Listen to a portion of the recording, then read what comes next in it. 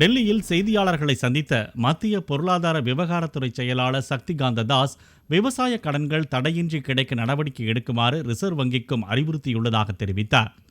ரஃபி பருவம் தொடங்க உள்ளதால் காணொலி காட்சி மூலம் உரையாடிய நிதியமைச்சர் அருண்ஜேட்லி விவசாயம் தொடர்பான அனைத்து நடவடிக்கைகளும் சீராக நடைபெற ரிசர்வ் வங்கி மற்றும் நபார்டு வங்கிகளுக்கு அறிவுறுத்தியதாகவும் மத்திய அரசு தெரிவித்துள்ளது.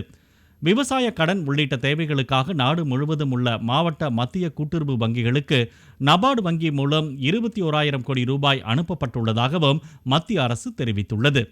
டெபிட் கார்டுகள் மூலமான ரயில்வே டிக்கெட் முன்பதிவு உள்ளிட்ட பண பரிவர்த்தனைகளுக்கு டிசம்பர் 31ஆம் தேதி வரை சேவை கட்டணம் ரத்து செய்யப்படுவதாகவும் சுங்க கட்டணத்தை மின்னணு முறையில் செலுத்த நடவடிக்கை எடுக்கப்பட்டுள்ளதாகவும் மத்திய அரசு கூறியுள்ளது.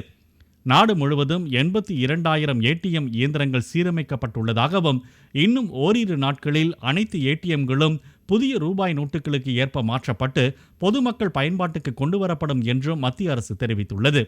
அரசு ஊழியர்களுக்கு டிசம்பர் 31ஆம் தேதி முதல் ஊதியம் ரொக்கமாக வழங்கப்பட மாட்டாது என்று கூறியுள்ள மத்திய அரசு கிராமப்புற தபால் நிலையங்கள் மூலம் புதிய ரூபாய் நோட்டுகள் தடையின்றி கிடைக்க முழுமையான நடவடிக்கை எடுக்கப்பட்டுள்ளதாகவும் தெரிவித்துள்ளது.